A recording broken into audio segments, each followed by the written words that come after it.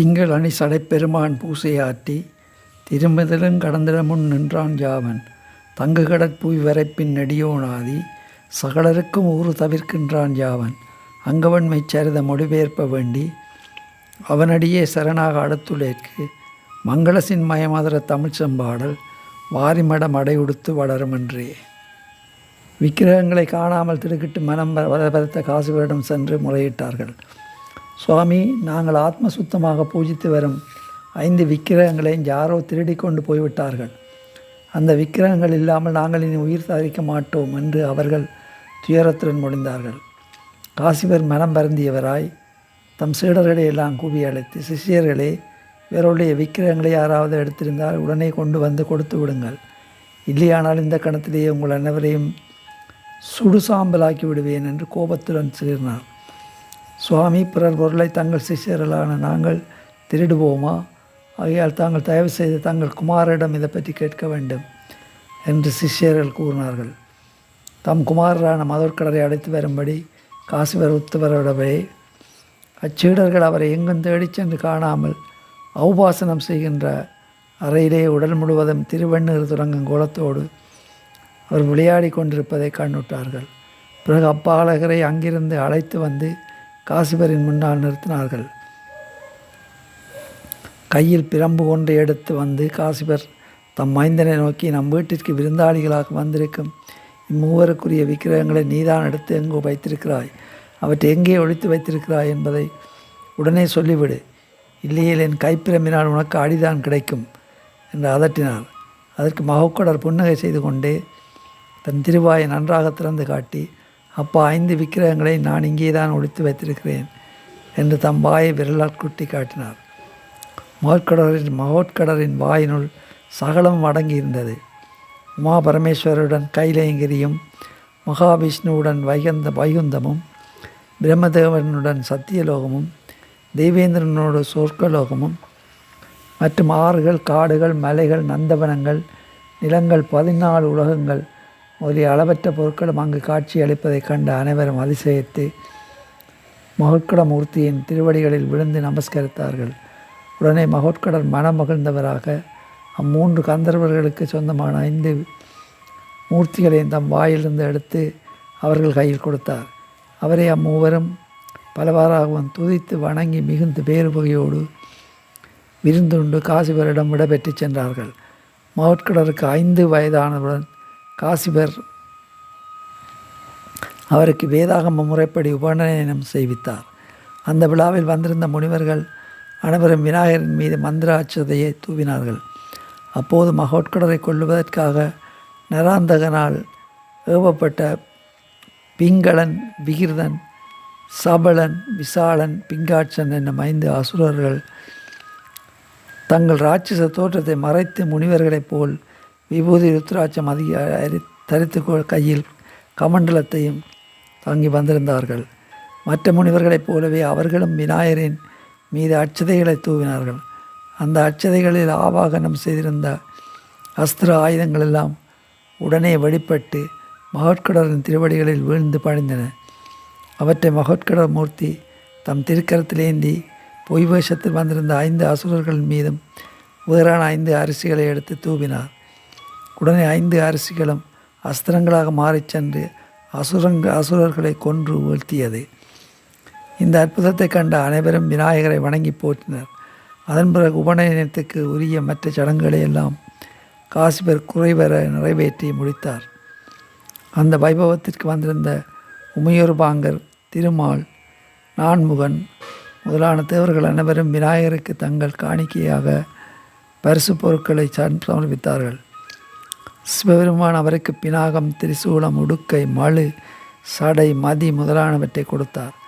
உமாதேவி அவருடைய சிங்க வாகனத்தையும், பிரம்மதேவன் நவரத்தின கமண்டலத்தையும், தாமரை பூவையும், மகாவிஷ்ணு ஒரு பீதாம்பரமும், சக்ராயமும், பிரகஸ்பதி தேவர் ஒரு இரத்தின பாலிகைகளையும், வருணதேவன் ஒரு பாசத்தையும், சமுத்திரராஜன் ஒரு முத்துமாலையையும், ஜமதர்மன் ஒரு தண்டாயுதத்தையும் கொடுத்தார்கள்.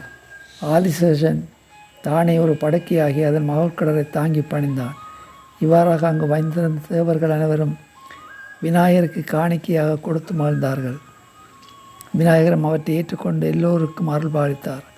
அப்போது காசிபரின் மற்றொரு மனைவிக்கு பிறந்த மகனும் தேவராஜனுமான இந்திரன் மட்டும் விநாயகருக்கு பணியாமல் மமதையுடன் அலட்சியமாக இருந்தான். அதை கண்ட காசிபர், மகனே இந்திரா, நீயும் மகட்கடரை வணங்கி அவர் அருளை பெற்றுக்கொள் என்றார். தேவர்களுக்கெல்லாம் அரசனாக இருக்கும் என்னைத்தான் எல்லோரும் தலைவணங்க வேண்டுமே தவிர நான் அவருக்கும் தலைவணங்க மாட்டேன் என்று இந்திரன் அதிக கர்வத்தோடு பேசினான். தேவேந்திரா, நீயோ இப்போது உன் பகைவர்களால் போர்க்களத்தில் தோல்வியிட்டு எல்லாவற்றையும் இழந்திருக்கிறாய். இனியேனும் உனது போக பாக்கியங்களை திரும்ப பெற்று உனது தேவ பதவியையும் வீரத்தையும் நிலைநிறுத்த விரும்பினால் மகட்கடரின் திருவடிகளை வணங்கி அவர் அனுக்கிரகத்தை அடைவாயாக. சிறு பிள்ளையாக இருக்கும் இவரை நீ சாதாரணமாக எண்ணிவிடாதே. சர்வ வல்லமை பொருந்திய விநாயகரை எனக்கு மகனாக இங்கு அவதாரம் செய்திருக்கிறார் என்றார் காசிபர். ஆனால் இந்திரன் அவை ஒன்றையும் காதில் வாங்கி கொள்ளாமல் சிறு பிள்ளையான மகோட்கடரின் சக்தியை சோதிப்பவன் போல் வாயுதேவனை ஏறி மகோட்கடரை அழைத்து வருமாறு அனுப்பினான். மகோட்கடமூர்த்தியின் மகிமையை நன்கு அறிந்திருந்த வாயுதேவன் பெருமையை இந்திரனுக்கு எடுத்து காட்டுவது போல பிரளியை சூறாவளி காற்றாக சுழன்று சென்று அஷ்ட திசைகள் எல்லாம் நடுநடுங்கும்படியாக தன் சக்தி அனைத்தையும் ஒன்று திரட்டி வீசினான். அதனால் அண்டங்கள் எல்லாம் வெடிந்தன, சமுத்திரங்கள் சிதறின, மலைகள் பொடி பொடியாக உடைந்தன. தேவலோகம் முழுவதும் பூலோகம் போல புழுதி மூடிக்கொண்டது.